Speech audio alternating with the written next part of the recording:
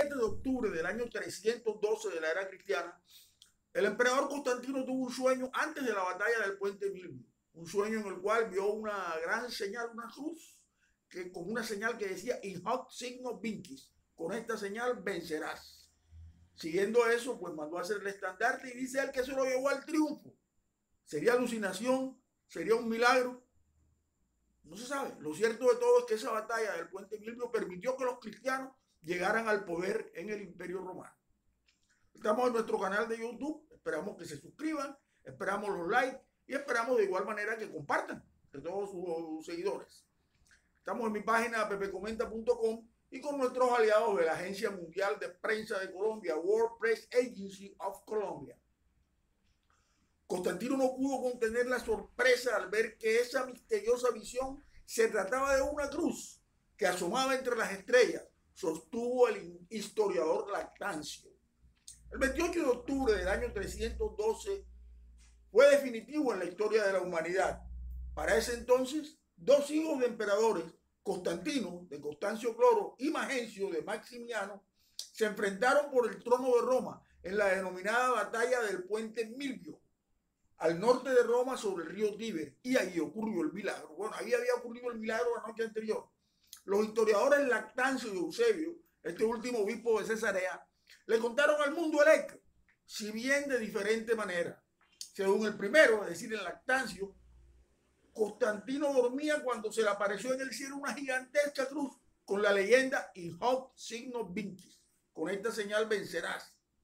No pudo contener la sorpresa al ver esta misteriosa visión. Se trataba de una gran cruz que asomaba entre las estrellas. Era como el símbolo de esos cristianos tan perseguidos en el imperio y que en los últimos años habían aumentado como nunca.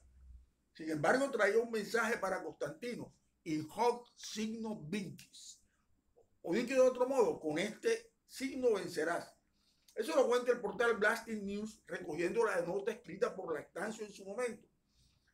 Y dice el portal, agregando que, según cuenta Lactancio, el emperador incorporó en los escudos y estandartes de su ejército una cruz, conocida como Staurogram. Tras esta visión, interpretada como una intercepción divina, Constantino venció a su enemigo Magencio en la batalla del puente Milvio y se hizo con el imperio. Pero Eusebio de Cesarea se aparta un poco de la versión anterior.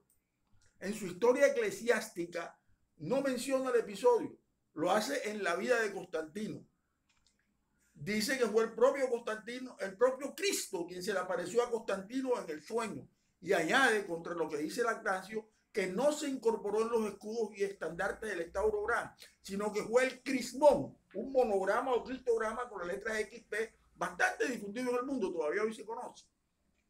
Como se sabe, Constantino derrotó en la batalla de Magencio y un año después, en 313, publicaba el Edicto de Milán, que le concedía un nuevo estatus al cristianismo, y eso fue lo importante de la batalla. Con ella, después del triunfo de Constantino, los cristianos llegaron al poder en Roma. Así lo cuenta el portal Opus Dei de España. Edicto de Milán. Aunque probablemente no existió un edicto promulgado en Milán por los dos emperadores, lo acordado allí lo conocemos por el edicto publicado por Licinio para la parte oriental del imperio. El texto nos ha llegado por una carta escrita en el 313 a los gobernadores provinciales que recogen Eusebio de Cesarea, Historia Eclesiástica, en el 15, y Lactancio, de Moribus Persecutorum, 48. En la primera parte se establece el principio de libertad de religión para todos los ciudadanos y como consecuencia se reconoce explícitamente a los cristianos al derecho a gozar de esa libertad. El edicto permitía practicar la propia religión no solo a los cristianos, sino a todos, cualquiera que fuera su culto. En la segunda, se decreta restituir a los cristianos sus antiguos lugares de reunión y culto, así como otras propiedades que habían sido confiscadas por las autoridades romanas y vendidas a particulares en la última persecución. Esto lo dice la publicación también. Pero volviendo al tema del milagro, en la exposición en Ámsterdam, Roma, el sueño del emperador Constantino, Tesoros de la Ciudad Eterna, la agencia F, el 3 de octubre de 2015, cuenta lo que señalaba la directora de la exposición, María Kleiterberg. La historia de la fundación del cristianismo es fascinante. y quizá uno de los legados más interesantes de la historia antigua, explicó la agencia EFE, es un monumento histórico importantísimo que muchas veces pasa desapercibido porque asumimos que la cristiandad está instaurada en Occidente desde el siglo I después de Cristo y no es hasta siglos más tarde cuando la religión cristiana es aceptada, completamente hasta el siglo III. Crónicas de la época cuentan que Santa Elena, madre del emperador Constantino el Grande, influyó en la conversión de su hijo. Siempre se ha hablado de la influencia de Santa Elena, que Santa Elena pudo haber tenido en el lento proceso de conversión de su hijo. Incluso, tras la visión milagrosa de la batalla del Puente Milvio, no se cristianizó aún Constantino. Eso lo indica el propio Vaticano. Ese influjo de su madre hizo que Constantino tuviera ese sueño milagroso. Hay quienes sostienen que esa visión del futuro emperador fue una interpretación que él hizo de ciertos fenómenos atmosféricos comunes en los últimos 3 meses del año en esa zona. Lo que dice la ciencia, el llamado óptimo climático romano indica que un periodo de clima benigno que favoreció la expansión del Imperio Romano empezó a declinar, dando paso a un periodo más frío en Europa.